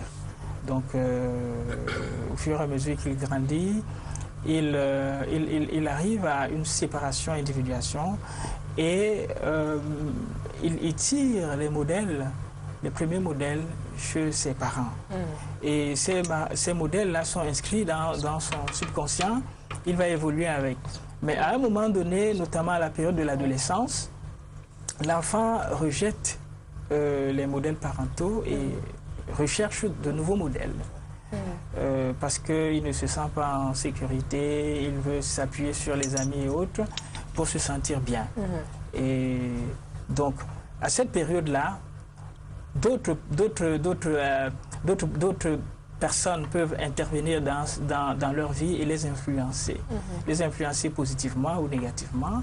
Et à la fin, ils vont arriver à développer eux-mêmes leur propre personnalité. Ce n'est pas toujours le cas, mais c'est ce qui est souhaitable. Alors, maintenant, étant matures, ils travaillent, ils ont une occupation, une position sociale. On va reconnaître qui? Moi, je vais vous dire, regardez un enfant qui naît et qui est élevé par une tierce personne, à un certain âge, part de la maison familiale, va dans une autre famille, il est élevé là-bas, il va jamais oublier ses parents, ses géniteurs. Jamais. Et maintenant, ceux qui l'ont élevé, il l'aura toujours comme une sorte de redevance. Il va se sentir redevable. Il va se dire, ces gens-là, ils ont fait beaucoup pour moi. Il faudrait quand même que, de temps en temps, je pense à eux. Et ça, c'est un devoir. Donc, ils ne peuvent pas oublier ceux qui les ont mis au monde. D'accord, mais pour l'enfant, justement, qui est passé par l'internat, c'est de ça qu'on parle. Non, mais c'est l'internat. Justement, il aura tendance comment dire ça, à parler plus de ses encadrants que de ses propres parents. Il dira plus que c'est peut-être les encadrants qui ont fait lui ce qu'il est aujourd'hui. Non, à l'internat, ses propres parents qui l'ont mis au monde. Oui, à l'internat, il rencontre d'autres personnes, on va les appeler comme ça, d'autres personnes qui vont l'encadrer ou bien qui vont les encadrer, ces enfants-là. Mais quand ils seront adultes, ils ne vont pas oublier qu'ils viennent de quelque part, leur identité réelle. Christian Akam. Oui, je voudrais dire que, premièrement, il faut que l'enfant soit conscient d'abord de ce que c'est ses parents qui l'ont mis à l'internat. Parce qu'il y a des enfants qui sont à l'internat parce que leurs parents ont manqué à leur devoir. Ça, c'est la première chose. Et dans ces conditions-là, l'enfant, quand il sort de l'internat, il ne se sent pas lié à ses parents biologique. Ça peut arriver. Bon, maintenant, l'autre chose également, c'est que lorsque l'enfant est à l'internat, il peut embrasser des courants qui le marquent pour la vie et qui lui font même, n'est-ce pas, l'apologie de la séparation avec ses parents. Et dans ces conditions-là, on peut arriver à une situation où l'enfant que vous avez vous-même envoyé à l'internat, vous n'arrivez plus à le reconnaître, ni dans ses actes, ni dans sa façon de penser, ni dans ses fréquentations. Et il vous voit même déjà comme un adversaire, comme un ennemi, un sorcier. N'est-ce pas? On peut lui dire quand il est à l'internat que ses parents sont des sorciers. Alors quand il sort de l'internat, il dit, bon, moi je ne vais plus chez les sorciers. Il fréquente donc des autres groupes. Vous savez ce qui se fait dehors avec des groupes de prière et ainsi de suite. Il y a des familles qui éclatent à cause de cela. Donc il y a les influences qu'on peut embrasser durant le moment où on est internat et qui font que ces influences vous séparent totalement, qui coupent le cordon qui vous lie à la famille. Nous sommes allés poser la question à l'homme de la rue sur le thème qui nous réunit ici cet après-midi. Je vous propose de regarder cet élément et nous, on se retrouve juste derrière. Le Vox Pop.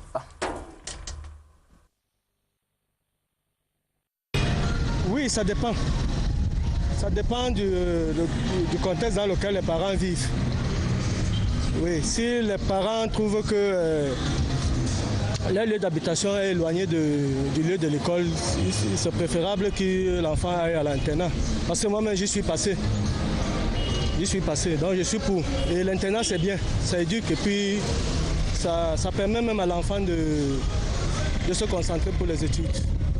Le plus souvent, on a remarqué que lorsqu'un enfant va à l'internat, il apprend plus en mauvais qu'en bon. Donc il en ressort étant un peu gâté. En fait, un enfant ne s'exprime pas tout par le langage. Il y a des signes et tout ça. À l'internat, on ne le connaît pas. Comme peut-être sa mère. Ça dépend aussi des moyens. Quand tu mets l'enfant dans un internat, c'est parce que tu as un peu d'argent. Mais si tu n'en as pas, ça permet aussi l'encadrement de l'enfant. Ça peut que l'enfant soit aussi bien suivi à l'école. Je pense que l'envoi d'un enfant à l'internat aujourd'hui, pour moi, n'est pas très conseillé parce qu'on n'est jamais mieux servi que par soi-même. Je pense qu'il est bien que chaque parent essaie d'abord de donner des bases à son enfant. Parce qu'à l'internat, l'enfant soit confronté à certains trucs avec beaucoup de trucs pervers, les sectes et ainsi de suite qui sont dans l'internat que nous voyons. Je pense que c'est mieux que chaque parent fasse un effort autant que faire se peut pour essayer de donner des résidus d'éducation à ses enfants. L'internat pour moi, bref, les mamans et les parents doivent de toute façon suivre les enfants.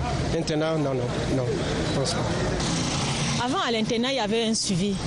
Mais au jour d'aujourd'hui, c'est plus trop ça. Donc, pour ou contre,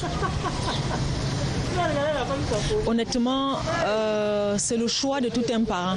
Mais en ce qui me concerne, je ne peux pas envoyer mes enfants à l'internat.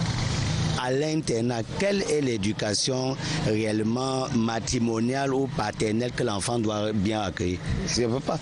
C'est un centre d'encadrement, mais à la vérité, c'est bien déjà pour les enfants qui sont un peu majeurs, c'est-à-dire ceux qui atteignent les 18 ans et un peu plus.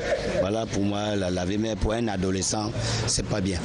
Je suis contre l'envoi d'un enfant de moins de 16 ans à l'internat, puisque l'enfant à moins de 16 ans a encore tellement besoin, n'est-ce pas, de la chaleur de sa famille, quoi. Donc, envoyer l'enfant à moins de 16 ans à l'internat, je pense que c'est une mauvaise orientation. Donc, c'est prématuré. Je pense que ça dépend d'abord de l'internat, du suivi de l'enfant et tout. Oui, moi, je suis pour. L'enfant est têtu, pas envoyer l'enfant à l'internat, mais les internats de maintenant ne sont pas comme les internats d'avant. Maintenant, l'enfant entre, il sort comme il veut, par rapport aux internats d'avant. Mais l'internat est quand même bien. Il y a des enfants qu'il n'y a que l'internat qui les redresse. Ça dépend vraiment de l'attitude de l'enfant. Moi, je pense qu'aujourd'hui, l'internat gâte beaucoup d'enfants. Beaucoup d'enfants. Non, c'est pas que... Hey, attends, le temps change. Ce n'est plus comme avant. Oui, parce que, bon, il pourra apprendre un peu à être indépendant, il pourra bien étudier, savoir vraiment qu'il faut travailler pour réussir, pour être quelqu'un dans dans l'avenir, quoi. Bon, contre peut-être parce que là, souvent il n'y a pas trop de, j'allais dire peut-être trop de surveillance. L'enfant se trouve un peu trop libre, soit il n'étudie pas vraiment, il s'amuse, il ne sait vraiment pas que le parent veut sa réussite, quoi. Une réaction par rapport à cet élément que l'on vient de suivre, Christian Akam? Non, mais juste pour dire qu'on est sur la même longueur d'onde que beaucoup de téléspectateurs. Dans la grande majorité, ils sont contre. On partage les mêmes points de vue. Oui. À savoir que l'internat a fait son temps. Maintenant, l'internat doit refaire sa crédibilité auprès des parents. Parce que les résultats qu'on a à présent sont tout à fait opposés aux résultats que nous avions vers les années 80, par exemple. Je vais rejoindre M. Christian Akam. Voilà. Oui.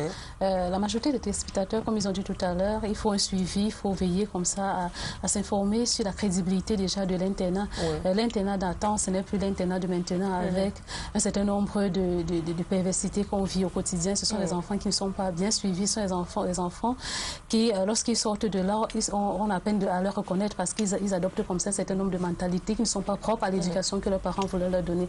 Donc si un parent veut consentir comme ça à mettre son enfant à un internat, il faut d'abord regarder l'âge. Il faut non seulement regarder quel est le comportement de l'enfant, parce qu'il y a des enfants qui sont assez fragiles. Et deuxièmement, regarder aussi où est-ce qu'on va mettre son enfant, quelle est la crédibilité, quel est l'enseignement qui est prodigué, quels sont les professionnels. Moi, je suggérais, comme j'ai dit tout à l'heure, de faire une certaine enquête de moralité. Parce qu'on ne peut pas confier son enfant comme ça à tout vent à n'importe qui. Il faut faire une enquête de moralité sur le personnel, sur, je veux dire, la direction déjà de cet enfant-là, quelles sont les personnes qui vont s'en occuper au quotidien, puisque c'est assez dangereux de prendre son enfant comme ça, qu'il soit adolescent, puisque l'adolescence, c'est un âge assez délicat. Si on prend son enfant qui est adolescent et qu'on fout comme ça quelque part où il ne va pas pouvoir avoir une certaine stabilité, on va avoir un enfant qu'on va plus reconnaître lorsqu'il va quitter de l'internat. Donc c'est important de faire ça. Il y a un intervenant qui a d'ailleurs dit que pour lui, c'est mieux d'envoyer l'enfant à partir de 18 ans à l'internat. Alors comment gérer la promiscuité, le brassage des mentalités et autres disparités des enfants dans les internats? Christian Akam. Christian Akam. Ou alors je vais laisser, parce que vous regardez M. Tang, je vais laisser M. Tang répondre. Comment gérer... Les enfants arrivent avec des éducations diverses, avec des problèmes divers. Et normalement, les encadreurs des internats doivent, au moment où ils recrutent, ouvrir un dossier de chaque enfant et avoir une idée déjà du motif, la raison pour laquelle l'enfant arrive à l'internat, et puis avoir un entretien sérieux avec les parents pour que les parents arrivent à révéler le comportement général de l'enfant qui vient. Bon, maintenant, après cela, il faut pouvoir gérer ce fichier. C'est-à-dire on peut regrouper les enfants ayant à peu près les mêmes problèmes, ça c'est ce que nous faisons, ayant à peu près les mêmes problèmes, et élaborer un projet de suivi, de prise en charge selon les types de problèmes, et évaluer de façon déjà hebdomadaire, c'est-à-dire pour que le temps, on ne laisse pas beaucoup de temps passer, toutes les semaines, il faut pouvoir évaluer, et à la fin de chaque séquence scolaire, évaluer aussi les aspects purement académiques. Mais sur le plan comportemental, il est bon d'évaluer de façon hebdomadaire. Donc quand on a cette organisation-là, on peut mieux contrôler les enfants. Et je disais encore tout à l'heure que le nombre est assez déterminant. Parce que si on a affaire à un nombre important, on aura du mal à maîtriser les interactions qui existent entre les pensionnaires. Quand ils sont peu nombreux, on sait que voilà, à un moment donné, ces 2 ou 3 personnes, on ne les a pas vues. On va prendre une personne, on va l'écouter sans la présence de l'autre, et ainsi de suite. Très vite, on va se rendre compte de ce qui s'est passé. Mais quand ils sont très nombreux, il y a des choses qui vont échapper les encadreurs. Et c'est là où, justement, on peut voir tous les dérapages, autant pour moi, tels que tout ce qu'on a cité tout à l'heure, la drogue et tout ça, parce qu'ils sont nombreux et on n'arrive pas à maîtriser les interactions sociales qui se forment entre eux. Oui, Christian. Oui, parce que vous avez évoqué le problème de la promiscuité. Oui. Je suis obligé de rentrer dans mon petit côté aviculteur. Quand on élève le poulet, on dit qu'il faut 10 poulets par mètre carré. Et si vous en mettez 15, vous allez voir les poulets auront du mal à grandir normalement. Il en est du poulailler que des internats. Il y a des internats parce que lorsque vous parlez de promiscuité, ça veut dire que vous avez mis sur place des enfants en nombre plus élevé que les capacités dont dispose réellement la structure. Ça, c'est la première chose. La deuxième chose, c'est qu'il faut mettre l'accent sur qui est encadreur. Parce qu'il ne faut pas prendre le premier venu pour faire de lui la il faut quelqu'un qui est formé en la matière, quelqu'un qui est formé qui a le gabarit du métier, qui sait ce qu'il veut. Et il faut également que le suivi ne soit pas forcément un suivi collectif. Comme si vous suiviez une race de souris. Le suivi doit être individuel. Le suivi doit être quelque peu un suivi de proximité. Ça permet que, n'est-ce pas, chaque enfant puisse se sentir beaucoup plus proche, que chaque enfant sente que ses préoccupations, il peut les adresser à son encadreur et que son encadreur n'est pas seulement son formateur, mais également son confident. Donc il se tisse une relation de confiance réciproque, une relation d'intimité même entre le formateur et l'enfant. Voilà. Envoyer l'enfant à l'internat aujourd'hui, c'est devenu, vous l'avez dit, je crois, c'est Mme Ekobe qui l'a évoqué tout à l'heure, une punition pour le parent. Mais est-ce qu'on oublie souvent, on ne pense pas souvent aux conséquences qui peuvent être positives, parce qu'il faut dire qu'il y en a qui trouvent le bonheur, ça c'est vrai, mais aussi négatives, parce qu'il y en a qui le vivent très mal. Généralement, on ne pense pas à cet aspect-là.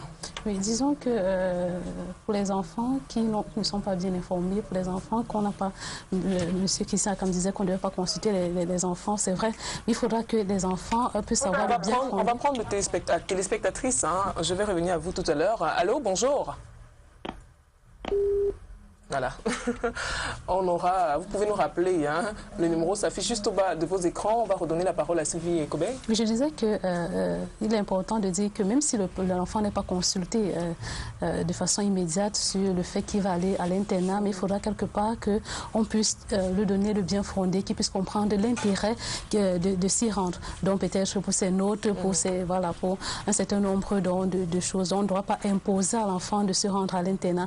Parce que si on impose à un enfant, il sera contraint d'aller à l'internat, il va vivre cette expérience plutôt comme une punition. Il va se dire, c'est sûr que mes parents veulent se débarrasser de moi, ils ne m'aiment plus, parce que les enfants à un certain âge se disent plein de choses dans la tête. On se dit, ses parents ne veulent se débarrasser de lui, ses parents ne l'aiment plus, ils ne veulent plus ils ne m'aiment plus. Et s'il entre comme ça dans cet internat avec cette réflexion, c'est comme ça, comme M. Christian disait, quand il va ressortir de là, il va détester ses parents, parce qu'il va se dire, ses parents sont allés l'abandonner dans cet internat. On a quelqu'un en ligne. Oui, allô, bonjour madame.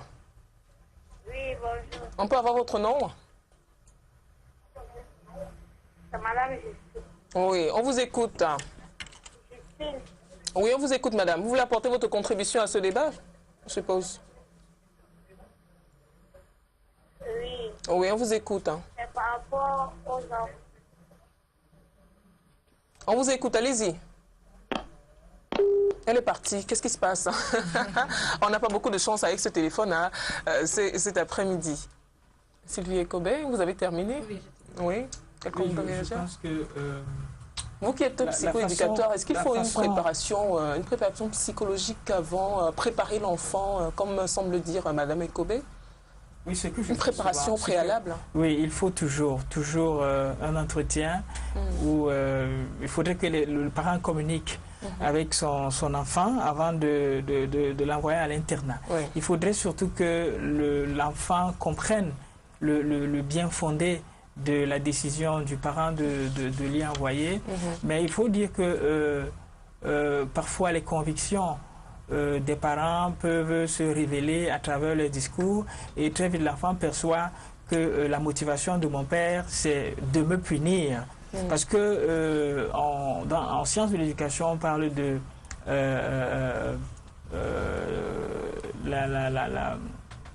la liberté comme fondement de l'éducation et on parle aussi d'un autre concept qui voudrait que, ou bien qui stipule que tous les êtres humains sont éducables, dans le principe d'éducabilité et le principe de liberté. Donc, le principe de liberté voudrait qu'on discute avec l'enfant, qu'on essaie de prendre auprès de l'enfant ses propres motivations et arriver à évoluer avec lui en tenant compte de ce que lui veut. Bon. Et ça rejoint un peu le contexte occidental. Un peu. Chez nous, on pense que c'est nous qui devons modeler nos enfants en Afrique.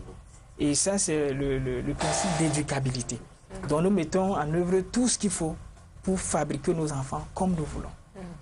Et parfois, donc, le parent qui a ce principe-là dans la tête va parler à son enfant, mais très vite, l'enfant va se rendre compte que c'est parce que je me suis mal comporté que mon parent est en train de me mettre à l'internat.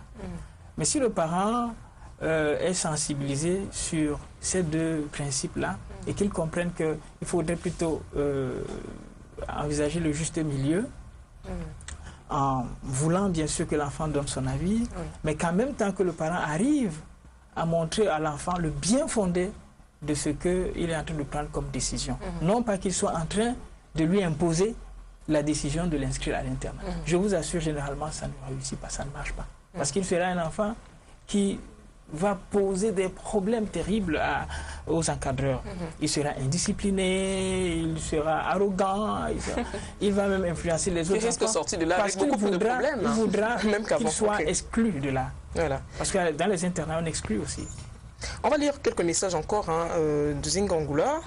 Monsieur Christian Akam et Monsieur Tam, peuvent-ils nous dire le sort qui a été réservé au Cameroun au centre de réinsertion socio-professionnelle de Batamba, qui était très... Bétamba, voilà, ok. Bétamba, qui était très péjoratif dans les années 70-80. Christian Akam. Bon, c'est vrai que je n'ai pas été très proche de ce centre, mais j'ai eu dire que c'était un centre qui était chargé d'accueillir des enfants, disons des enfants déroutés. Mais c'était très souvent des enfants gâtés dans les familles. Donc quand ils allaient au centre de Bétamba, c'était un peu comme une machine qui vous est tombée en panne et puis vous la menez au garage. Mais qu'est-ce que c'est devenu? Quels sont les résultats? J'avoue que je n'ai pas mené une réflexion dans ce sens et je n'ai pas d'informations sur ce qu'est devenu le centre de Bétamba. Mais tout ce que je sais, c'est que c'était très souvent des enfants de ce qu'on appelle des mousses, des enfants gâtés, qui voyaient la vie d'une certaine manière. On va prendre la téléspectatrice, Christian Akam. Allô, bonjour. Yes, good afternoon, madam. Good afternoon. Vous voulez apporter votre contribution à ce débat? On vous écoute. Yes, it's concerning as people were talking about internat. Yes. Internat is a good place, especially for Anglophones. Anglophones have very good internat. Because concerning most children that are from Anglophone sections, don't you see that they are well brought up in internats? And like me, I have children in the internat. It's a francophone internat that are not well. I mean, their way of being, thinking, not the same as for Anglophone. Okay. But for me, I think internat is a good place for children. It's a good place that your child can be. The upbringing of your child can be well. It's not a place, as we say, to maybe just going to maybe to leave children there because we don't have time. With children that go to internat are children that's in the house. Like if you have your children, okay, you will look at the child. Is this child fit for internat? We send the good children and intelligent children to internat, not children that are stubborn. Okay. That's why I just. That's all. Send the intelligent and quiet, calm, well brought up children that you see in the house. Because if you take a child that is stubborn, then you send to internat. In the house, you have to study the child. You see, okay, financially, you know, internats are expensive. You see, okay, I would like to spend maybe my time and my money or to spend my child. So I prefer to send this child. This child is a good child. This child is fit for internat. In the house, you have to look first. Okay. That's my contribution. Thank you. Thank you. Alors, ce que moi je retiens de l'intervention de la dame, c'est qu'elle estime que les internats anglophones sont très bien et que ce qui est par contre, du moins pour elle, les internats francophones ne sont pas très crédibles. On va dire ça comme ça. Elle est en train de relayer une opinion populaire, hein, à savoir que pas seulement l'internat, mais le système éducatif anglophone est meilleur que le système éducatif francophone. Bénéficie de beaucoup de confiance ces derniers temps. Et vous allez voir que bon, c'est vrai que je n'ai pas de statistiques, je n'ai pas les chiffres, oui. Mais si vous allez dans les chiffres, vous allez voir que entre les anglophones qui envoient leurs enfants dans les écoles francophones et l'inverse, c'est beaucoup plus de francophones qu'on retrouve maintenant dans les écoles anglo-saxonnes. Donc, peut-être qu'il y a un suivi de proximité, comme on a dit, peut-être que c'est beaucoup plus rigoureux, peut-être, mais disons qu'en termes de crédibilité, l'internat, système anglo-saxon, est plus crédible. Oui, c'est ça. Bon. C'est un avis, on va le respecter. Zingangula, on continue avec les messages. Hein. Zingangula encore. Moi, je soulèverais plutôt une question en marge de ce débat, et qui est celle de savoir si de nos jours, le concept d'internat a même encore un sens au su de la mobilité et des évolutions actuelles. Je pense que sa question a toute sa place. Il faudrait justement repenser les internats. On va prendre d'abord le téléspectateur. Allô, bonjour monsieur. Ouais. Bonjour. Bonjour à tout le plateau. Bonjour, comment vous appelez? Ouais, je suis El Aziz. Oui, on vous écoute. Ouais, je commence par vous remercier pour tout ce que vous faites. Cette mission est vraiment intéressante. Merci beaucoup. Bon, par rapport à la question d'internat, je pense que l'internat, ce n'est pas, sont les missionnaires qui ont apporté l'internat au Cameroun, et en essayant de remplacer on appelait ça comment, les couvents. Oui. Donc l'internat est calqué sur un modèle occidental. Je pense que ils ont pour but de désolidariser l'enfant de la famille, de limiter la famille au père, à la mère et aux frères. Oui. Pourtant, le modèle, le contexte de la famille est tellement vaste. On parlait de la cousine, de l'arrière-grand-mère, et de la famille. Donc je me dis que l'internat, actuellement, on ne devrait pas être là à douter. L'internat, ce n'est pas le modèle africain. Nous devons créer. Nous avons des intellectuels au Cameroun. Oui. Nous ne sommes pas obligés de poursuivre ce que d'autres ont fait. Oui. Ça, je me dis que nous devons créer des choses qui répondent aux exigences de nos cultures. Oui. Audrey, voilà ma contribution. Bonjour, bonne journée. Merci. Merci d'avoir apporté votre contribution à ce débat. Monsieur Ton, vous avez la parole tout à l'heure. Je disais tout à l'heure que les internats doivent être repensés. Parce que les internats à l'époque étaient très rigides, et aujourd'hui, avec tout ce qu'on voit comme médias, donc les enfants sont ouverts au monde, il faudrait que les internats tiennent compte de tous ces éléments, de tous ces facteurs-là, pour que l'enfant à l'internat ne soit plus coupé du monde, mais qu'il soit au courant de tout ce qui se passe. Donc à l'internat aujourd'hui, il faudrait qu'il y ait l'accès au net, mais que ce soit réglementé. Dans les internats, il faudrait qu'il y ait accès à la télévision, les enfants doivent écouter les informations, les enfants doivent sortir assez souvent pour aller en famille. Parce que dans les internats, à l'époque, on pouvait passer tout un mois, parfois même plus, sans voir. Donc là, c'est très important. Il faudrait qu'on repense l'internat. Et pour dire peut-être un mot par rapport aux téléspectateurs de tout à l'heure. Qui viennent d'intervenir, oui. Oui, en Afrique, aujourd'hui, ce n'est plus ça. Hein. C'était comme ça avant, l'attente de l'oncle de l'autre. Aujourd'hui, les gens n'ont plus le temps. Parce que tout s'achète. À l'époque, on allait là au champ, on déterrait un manioc, on faisait le souris, et puis tout le monde mangeait. Aujourd'hui, il faut tout acheter. Oui. Et donc, c'est un peu compliqué. Et je dis, il faudrait qu'on maintienne un peu, qu'on conserve nos valeurs, mais il faudrait aussi qu'on se rende bien à l'évidence que nous sommes dans une période de modernité où beaucoup de choses ont changé, et il faudrait qu'on essaie de s'y adapter. Voilà. L'école est en train de... L'école que nous avons aujourd'hui est une école qui a un fondement occidental.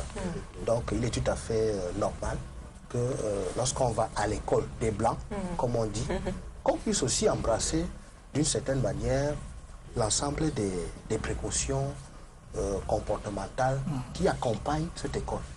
On ne peut pas rester indéfiniment enraciné, ratatiné dans son Afrique natale et dire, bon voilà, je suis africain, mais alors que on est en train d'apprendre les langues étrangères, on est en train de faire les mathématiques et ainsi de suite. Est-ce qu'on a quelqu'un en ligne? Oui, allô, bonjour. Oui, bonjour. Allô? Oui, on vous écoute. Bonjour, oui, bonjour, oui, ici c'est Zinga qui est depuis Paris. Zingangula, oui. Oui, bonjour à tout le plateau, bonjour à Christian Kam, bonjour à monsieur. Bonjour. Bonjour, monsieur Zinga. Bonjour. Alors, j'aimerais juste intervenir par rapport à ce que disait le téléspectateur tout à l'heure. En fait, c'est pas très fondé la façon dont il a parlé des internats en Europe. En fait, il faut bien considérer que les internats en Europe, le concept des internats en Europe apparaît à partir du moment où il y a des situations de guerre. Et donc, pendant les situations de guerre, il y avait comme principe d'éloigner les enfants au maximum de toutes les atrocités possibles. Et donc, il était dans l'ordre de mettre toujours les enfants près des religieux et près des éducateurs laïcs aussi.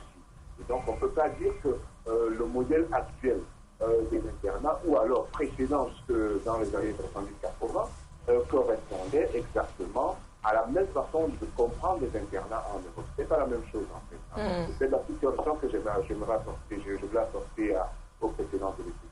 Qu'est-ce que je peux dire, c'est que je peux tout simplement vous souhaiter une bonne fin de débat. Merci beaucoup. Merci Zingangula. On va continuer avec les messages. Justement, on va lire encore un message de Zingangula qui vient de nous joindre au téléphone. S'il y a des questions, on va essayer de répondre rapidement et on va conclure cette émission. Zingangula qui dit, s'agissant du principe de reconnaissance, il faut relever ici qu'à partir du moment même où un enseignant ou un formateur est compétent, un écolier ou un élève qui a réussi est d'office reconnaissant. Un autre message, je suis totalement contre les internats, c'est un lieu de brimade d'homosexuels, de lesbiennes. Bravo petite sœur, c'est Alain Ekobé qui envoie ce message, qui nous envoie ce message. Alors, on va lire d'autres messages. Madame Sylvie Ekobé, ne pensez-vous pas, c'est Zingangula toujours, Madame Sylvie Ekobé, ne pensez-vous pas que le fait justement de sevrer brutalement un enfant de 10 ans de sa mère et de le placer dans un internat peut diminuer les chances de réussite de cet enfant? Vous pouvez répondre en 10 secondes. Oui, c'est ce que j'ai dit tout à l'heure. L'enfant qui est assez jeune n'a pas sa place, pour moi, en ce qui me concerne, n'a pas sa place dans un internat, puisque sa place est auprès de ses parents, auprès de sa mère, où il reçoit toute l'attention, toute l'affection disponible. Donc pour moi, un enfant qui est assez mineur, qui est assez jeune, ne doit pas se trouver dans un internat. Voilà. Un autre message, salut, c'est Monsieur Lonkeng de Yaoundé. À mon avis, l'internat n'est pas une bonne chose pour les ados, car non seulement l'enfant se sent seul, et en plus, il est, message incomplet, on n'a pas la fin de ce message, on va lire notre message, Zingangula encore. Monsieur Christian Akam devrait préciser que c'est le sérieux qui était de mise dans les internats des établissements confessionnels qui explique la bonne qualité des cadres et ingénieurs de 35 ans et plus. Je crois qu'il a fait l'internat, c'est pour ça que... Ça dépend si le parent n'est pas disponible. L'internat est une bonne option, mais la distance que ça crée reste un problème. On va s'arrêter là pour les messages. On est arrivé au terme de cette émission, mais avant, on va faire un tour de table, on va conclure. Qu'est-ce qu'on peut dire? Qu'est-ce qu'on peut retenir en définitive? L'internat pour un adolescent, l'internat est-il bénéfique pour un adolescent? D'un côté, oui. Si vraiment c'est bien suivi, comme j'ai dit tout à l'heure, si les enseignants, si les encadreurs sont assez... une moralité avérée. Mais de l'autre côté, l'internat ne doit pas être un rempart ou une fuite en avant pour les responsabilités des parents, pour leurs droits, pour leurs devoirs en tant qu'éducateurs naturels qu'ils doivent donc inculquer à leurs enfants. Donc, les parents, lorsqu'on fait un enfant, lorsqu'on prend le temps de concevoir pour une femme, lorsqu'on prend le temps d'enfanter, on se dit, il y a une certaine priorité. L'enfant devient notre priorité. Qu'importe nos obligations, qu'importe nos devoirs, on doit prendre du temps pour pouvoir éduquer soi-même son enfant. On ne doit pas laisser aux autres la charge d'éduquer son enfant. Si on le fait, ça veut dire quelque part, on est irresponsable. Pour moi, ce qui me concerne, on est irresponsable. C'est une fuite en avant. C'est-à-dire, on va faire un ou deux au choix et on va faire la même chose. Lorsqu'on prend le temps de faire un enfant, lorsqu'on prend le temps de concevoir, il faut prendre le temps pour éduquer cet enfant. Cet enfant est notre responsabilité, cet enfant est notre charge et non la charge d'autres personnes. Voilà. Christian Akam? Oui, juste pour dire que quand on met un enfant dans un internat, c'est pour qu'il soit formé. Et dans cette formation, il n'y a pas que la scolarisation. Il y a en général ce qu'on peut appeler l'éducation en général. Et dans l'éducation, il y a ce qu'on appelle la communauté éducative. Et il faut que les parents prennent conscience de ce qu'ils font partie de la communauté éducative. En ce sens, ils doivent jouer pleinement leur rôle avant de faire en sorte que l'enfant puisse se séparer pour un internat, même si quelquefois les raisons sont valables. Oui, je dirais que la décision d'envoyer un enfant à l'internat doit être un dernier recours. C'est-à-dire quand on aura épuisé toutes les autres alternatives, à ce moment-là, on pourra envisager d'inscrire l'enfant à l'internat. Et il faudrait poser le diagnostic. Est-ce que l'enfant a vraiment besoin de tel type d'internat? Moi, je parle d'internat spécialisé parce que je sais de quoi je parle. Parce qu'on peut conditionner l'enfant, il part de l'internat, il redevient l'enfant qu'on a connu hier. Mais si on agit sur ces processus de pensée, si on arrive à l'amener à apporter lui-même une autre perception, un autre regard sur ses agissements et lui-même comprendre qu'il est capable d'apporter des modifications bénéfiques sur son comportement. Je pense que c'est avec ça, avec ce type d'internat, je pense que tous les enfants seront les bienvenus à ce type d'internat. Voilà. Merci, chers panélistes, d'être venus. Merci à tous ceux-là qui nous ont regardés, et particulièrement à ceux qui ont envoyé des messages et même ceux qui nous ont joints au téléphone. Si vous avez pris ce débat en cours, vous avez la possibilité de le revoir intégralement le lundi à 4h et à 17h et le jeudi à 16h. On se retrouve la semaine prochaine dans ce même studio lorsqu'il sera 13h. D'ici là, portez-vous bien. Bon week-end à tous. Au revoir.